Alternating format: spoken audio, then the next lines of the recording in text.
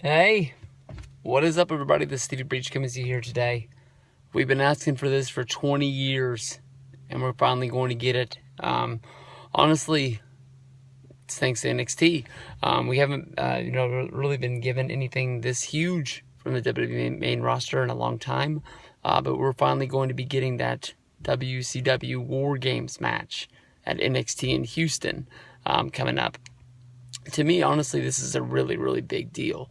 I'm honestly hoping that they'll go all out with the double ring, double cage experience.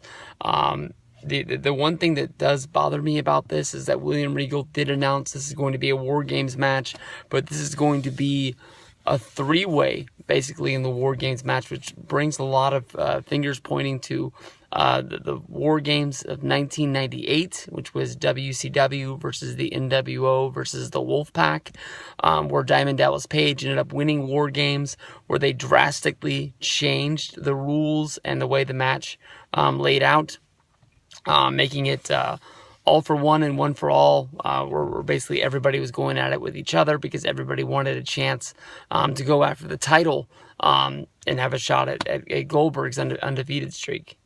Of course, he would win War Games, and then he would go on, and they would have the match at Halloween Havoc that would go off at the air for most people.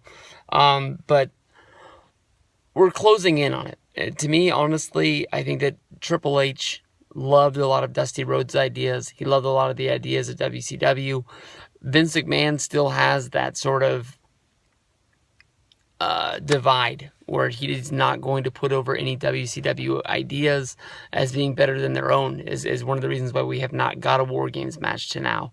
But, hey, Triple H will take over someday. Maybe we'll see this finally on the main roster. Maybe we'll see a 4-on-4 ordeal of just 8 guys going out there, having the coin flip, and having it come down to somebody tapping out and submitting and ending War Games. But as of right now, at NXT in Houston, at the TakeOver, it's going to be Roderick Strong teaming up with the Authors of Pain. And then you're also going to have Sanity as the other group, and then we're also going to have Adam Cole's group, him coming out there with Fish and O'Reilly, the newcomers to the group. I think this is going to be a fun match. This is definitely something you're going to want to mark your calendar around to make sure that you see War Games finally returning to WWE at NXT TakeOver Houston. Watch the 98 match. Then go back and watch, honestly, the very first War Games. Or if you're not really watching, don't really like the old NWA stuff, at least watch the NWO versus WCW one. Not 1997, but 1996. That's possibly the last really good War Games in my book.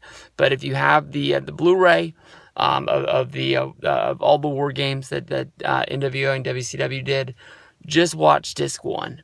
Everything on there is worth the money. You watch that first War Games match, it's worth whatever you have to pay to get that set. First War Games match, one of the best matches of all time.